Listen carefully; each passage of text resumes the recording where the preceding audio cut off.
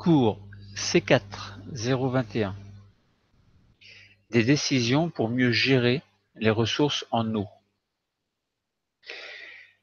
La gestion de l'eau à l'échelle locale est un problème que rencontrent toutes les municipalités. La zone de transition, située entre la station d'épuration et la rivière, joue un rôle important dans la dépollution de l'eau. Certains végétaux peuvent même épurer l'eau. Il y a donc tout intérêt à installer une zone de transition à la sortie d'une station d'épuration. Un autre problème se pose en parallèle à la gestion de l'eau à l'échelle globale, celui de la décision de politique pour préserver la biodiversité. On se propose de résoudre le problème suivant. Comment les ressources en eau sont-elles gérées aux échelles locales et globales? À l'aide d'un certain nombre de documents à l'échelle locale, nous allons comparer la teneur en polluants de l'eau à l'entrée et à la sortie de la zone de transition, puis nous allons déduire l'intérêt de cette zone. Puis, nous allons indiquer comment les végétaux tels que les roseaux peuvent épurer l'eau. Nous allons ensuite justifier l'intérêt d'installer une zone de transition à la sortie d'une station d'épuration. À l'échelle globale, nous allons enfin expliquer comment une décision des politiques permet de préserver la biodiversité. La compétence travaillée sera celle d'adopter un comportement éthique et responsable, notamment comprendre les responsabilités individuelles et collectives en matière de préservation des ressources de la planète. Donc là, par exemple, la biodiversité et la ressource en eau. Commençons par étudier les documents. Un premier document nous montre un schéma, un dessin en fait. Alors sans lire la légende, je me mets à la place de l'élève. L'élève regarde, on voit des couleurs, on voit qu'il y a de l'eau et on voit qu'il y a une cascade avec des cailloux, donc sur la gauche par exemple, et puis on remarque que c'est la sortie de la station d'épuration. Donc une cascade avec cailloux, bon, et on imagine du moins la station d'épuration tout à fait sur la gauche. Ensuite, il y a un premier petit bassin qui contient des végétaux.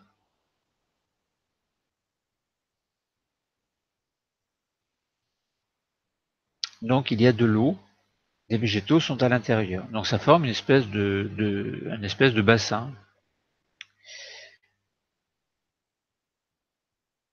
Ensuite, on voit une zone avec des roseaux. Et cette zone est un petit peu plus surélevée que la précédente. Alors, on voit il y a un petit peu d'eau à l'intérieur. C'est aussi un petit bassin, mais moins important que le précédent. Et lorsque le premier bassin augmente son volume d'eau, eh bien cette eau peut se déverser dans la zone où il y a des roseaux. Alors cette zone forme un petit creux dans lequel l'eau peut stagner. Ensuite, cette eau, zone avec des roseaux, peut se déverser dans une zone peu profonde qui est plantée.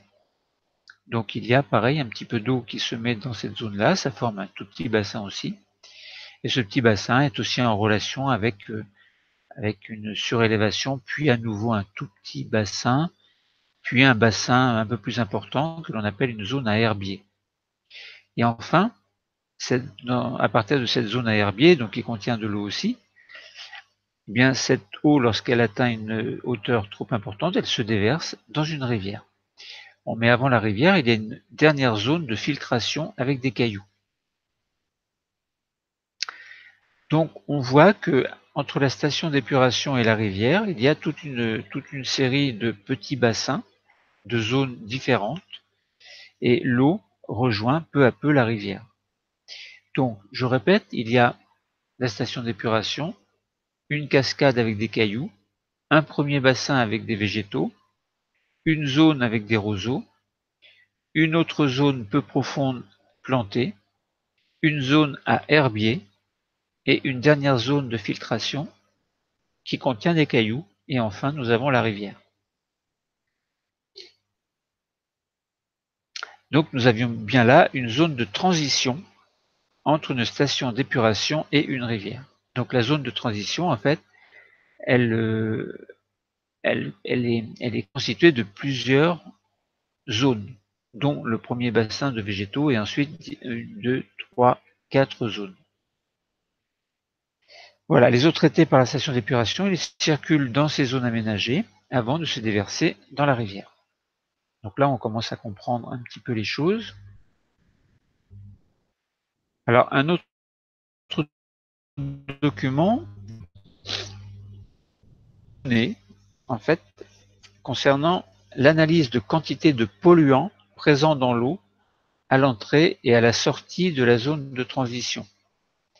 Donc à l'entrée de la zone de transition, c'était le premier bassin avec les végétaux, et la dernière zone, c'était la dernière zone de filtration qui contenait des cailloux. Ensuite, c'était la rivière.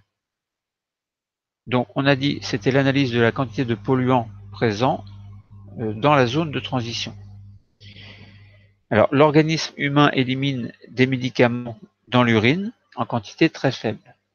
Évacuée avec les eaux usées, l'urine arrive dans une station d'épuration.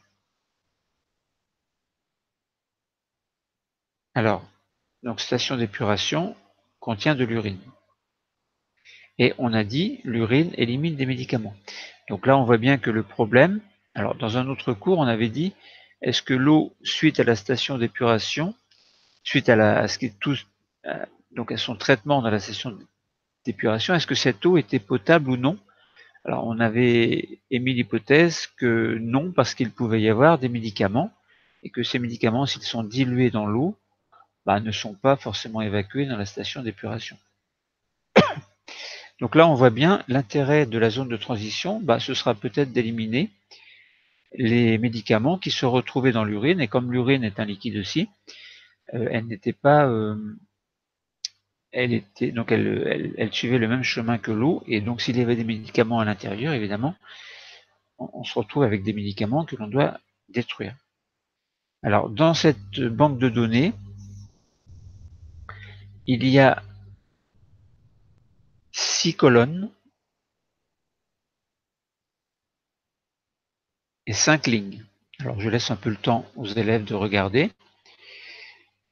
Alors, première colonne, donc, ce sont les titres. Enfin, première ligne plutôt, ce sont les titres de chaque colonne. Alors, je lis d'abord les titres, et ensuite on regardera chaque colonne, le contenu de chaque colonne. Alors, première colonne, polluants et lieux d'analyse. Deuxième colonne, azote. Troisième colonne, matière en suspension. Quatrième colonne, médicaments antidouleurs.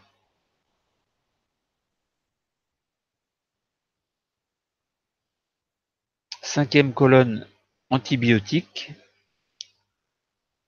Et sixième colonne, pesticides.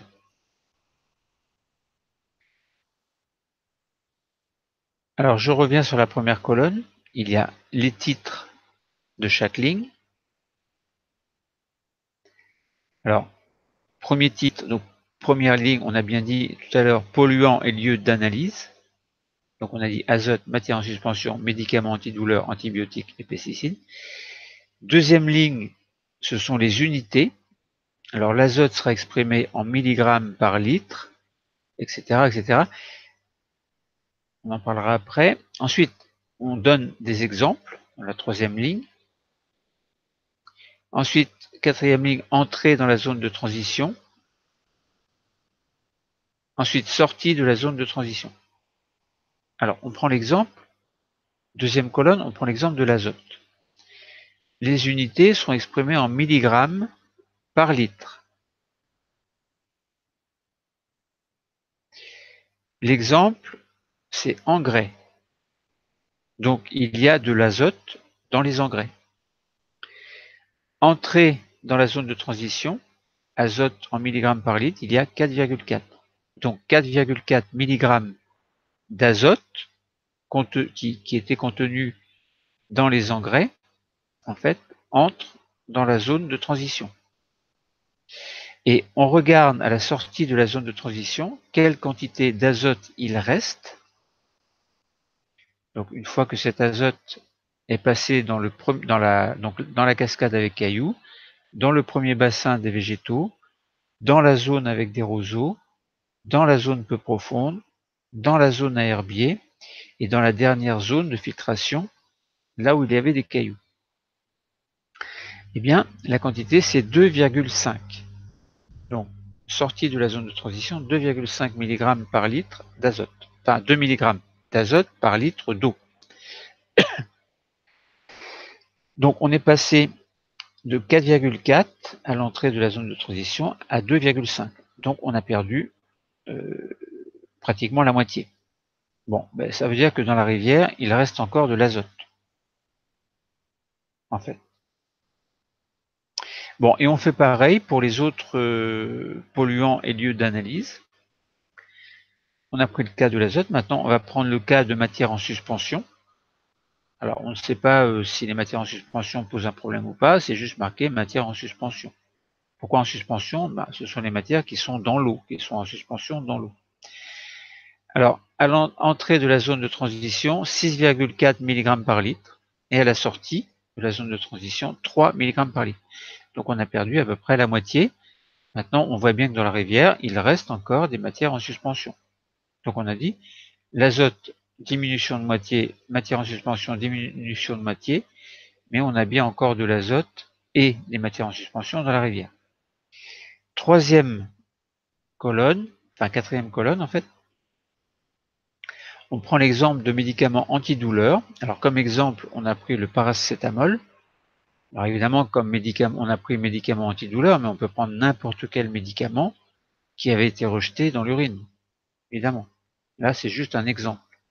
Donc un médicament antidouleur, le paracétamol, à l'entrée de la zone de transition, c'était 0,03 mg par litre, c'est-à-dire 0,03 mg de paracétamol par litre d'eau à l'entrée dans la zone de transition, et à la sortie de la zone de transition, on avait 0,001. Autrement dit, une quantité très très faible. Et entre 0,03 et 0,001, on voit bien, nous voyons bien que la quantité de médicaments antidouleurs tels le paracétamol a été quand même bien épurée, entre guillemets. Voilà, donc dans la rivière, finalement, il y en a encore, évidemment, il y a encore des médicaments, enfin du paracétamol, mais il y en a beaucoup moins qu'à la sortie de la station d'épuration.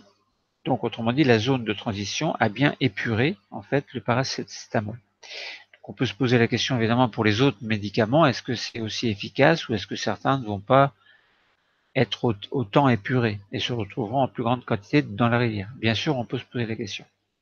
Maintenant, on va raisonner par rapport à ce médicament-là, c'était efficace. Antibiotiques, maintenant. Alors, la quantité est exprimée cette fois-ci en microgrammes par litre.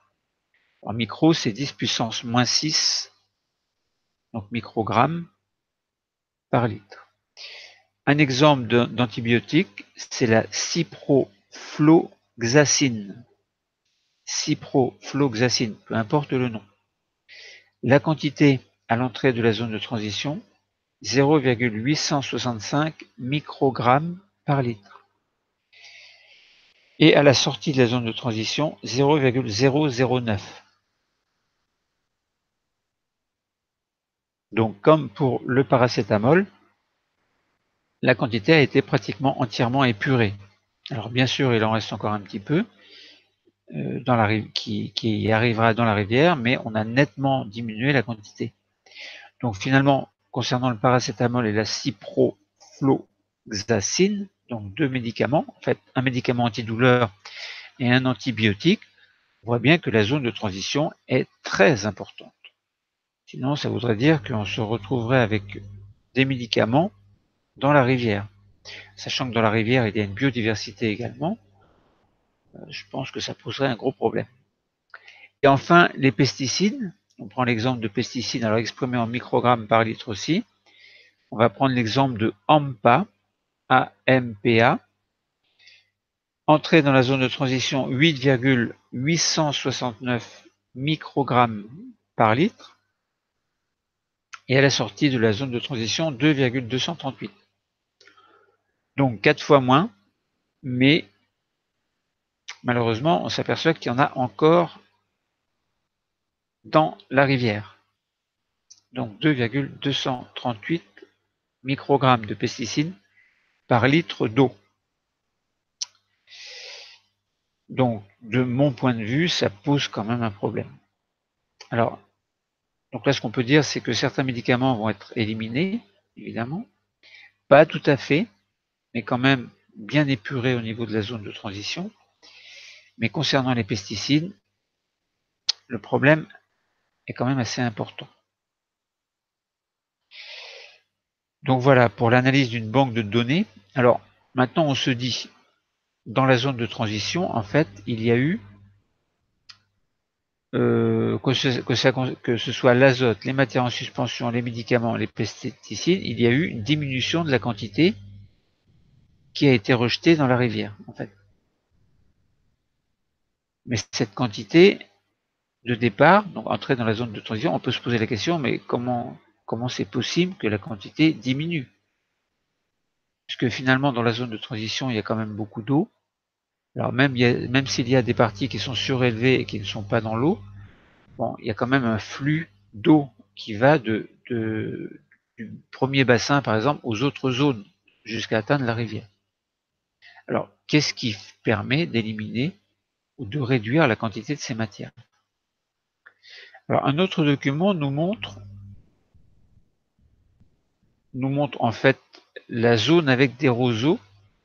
Alors, on voit 3 roseaux, et puis on voit un bassin. On voit de l'eau qui s'écoule aussi, qui remplit en fait cette zone à roseaux. Donc il y a un tuyau. Il y a un tuyau en fait qui va du premier bassin avec végétaux jusqu'à cette zone avec roseaux. Et de cette zone avec roseaux, il y a un autre tuyau qui est plus enfoncé en profondeur, lui, alors que l'autre est en surface, et qui arrive dans la zone peu profonde qui, elle, est plantée. Plantée par des végétaux, évidemment. Enfin, l'homme a planté des végétaux. Enfin, on suppose que l'homme a planté des végétaux dans cette zone plantée. Bon. Alors, les roseaux, en fait, on voit le roseau, la partie aérienne, et on voit la partie racinaire, en fait. On voit de l'eau qui s'infiltre au fond de ce bassin. On voit des cailloux au fond, une bande de cailloux. Ensuite, on voit deux substances, une substance grise puis une substance jaunâtre. Alors, bon, on peut se poser la question, c'est quoi tout ça? Comment les polluants sont filtrés? Puisqu'on met dégradation de polluants. Et ça, c'est pas très loin de la racine. Bon. Et si on lit la légende, on dit que une propriété des roseaux utilisés dans la zone de transition, les roseaux sont des végétaux dont les racines permettent le développement de certaines bactéries.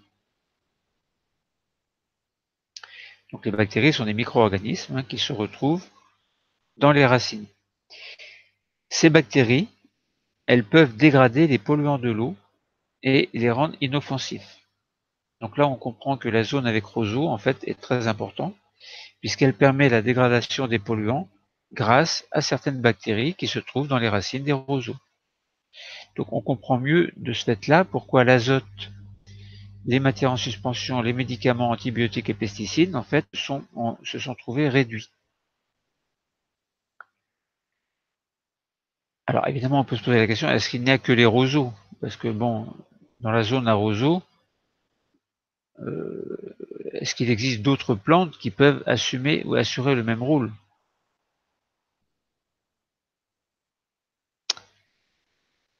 Alors, dans un autre document, on a une vue satellitaire de la frontière entre les États-Unis et le Mexique au niveau du fleuve Colorado.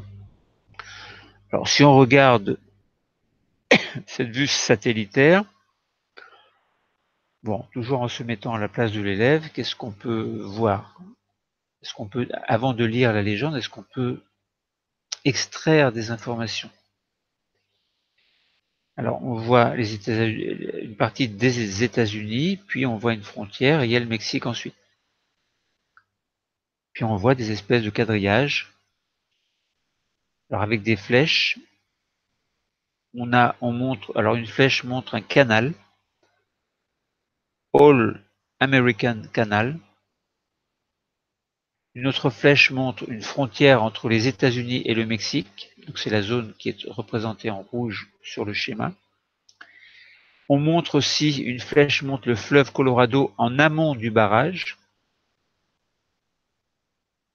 Alors en amont, c'est-à-dire avant le barrage, et en aval, ce sera après. Ensuite, une flèche montre le barrage de Moretos, ou Morelos plutôt. Ensuite, le fleuve en aval du barrage. Un canal que l'on appelle le canal Alamo. Donc, tout à l'heure, c'était le All American Canal. Là, c'est le canal Alamo. Et puis ensuite, on voit les espèces de quadrillages dont j'ai parlé tout à l'heure sont des terres agricoles. Donc là, on commence à mieux comprendre. En fait, il y a deux canaux, All American Canal et le canal Alamo. Alors, on peut se demander à quoi servent ces canaux. Et puis, il y a le fleuve Colorado.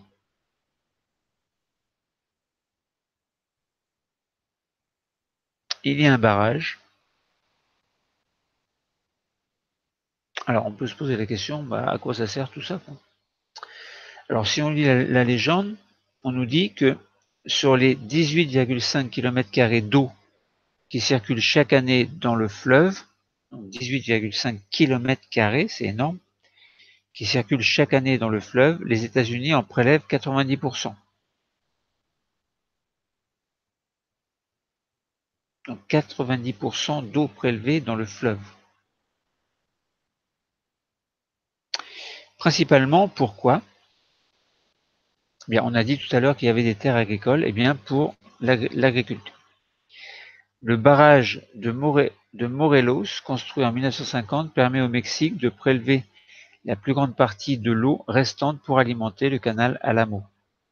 Donc en fait, on voit que les canaux servent, en fait, l'eau passe du fleuve Colorado pour aller dans les canaux. Et on imagine que les canaux vont irriguer les terres agricoles. Bien, le canal Alamo, par exemple, celui sert à l'irrigation des cultures et à l'alimentation de zones de loisirs. Il n'y a pas que pour la terre agricole. Alors les zones de loisirs, on peut se demander ce que c'est. Donc là, voilà ce qu'on peut comprendre dans ce document. Eh bien, c'est que entre les États-Unis et le Mexique, il y a le fleuve Colorado qui va circuler. Il y a un barrage. Il y a l'amont, il y a l'aval, et l'eau coule évidemment de l'amont vers l'aval, et une certaine partie de cette eau va aller dans les canaux qui vont irriguer en fait les terres agricoles, entre autres.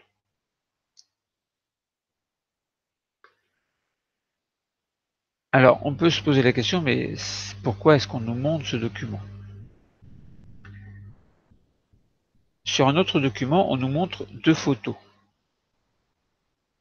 Alors, sans lire la légende, on voit qu'il y a une zone sèche, et sur l'autre document, on voit la même zone, mais remplie d'eau. Et dans la zone sèche, on s'aperçoit que c'est en 2013, et zone remplie d'eau, c'est en 2014. Alors, on peut se poser la question, est-ce que ce serait par exemple des canaux? La zone sèche en 2013, est-ce que ce serait le canal, un canal qui a été construit? Et en 2014, on a dévié le cours d'une partie du Colorado pour l'amener dans ce canal-là. On peut faire l'hypothèse. Donc du coup, il y a en 2014 de l'eau dans la zone qui était en construction en 2013. Alors on va lire pour voir. Donc dans ce document, on nous montre l'aspect du sol au niveau du delta du Colorado en 2013 puis en 2014. Donc c'est le delta du Colorado. Depuis la création du barrage de Morelos, seulement 10% des zones humides du delta du fleuve subsistent. Un accord a été signé en 2012 entre les États-Unis et le Mexique pour permettre de faire passer davantage d'eau en aval du barrage. grâce à des prélèvements réduits pour l'irrigation, des écosystèmes de ce delta ont pu être restaurés. Alors les zones humides, en fait, sont des terres inondées ou gorgées d'eau riches en biodiversité.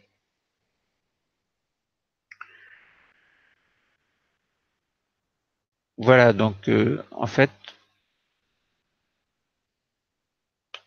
depuis la création du barrage de Moleros, seulement 10% des zones humides du delta du fleuve subsistaient.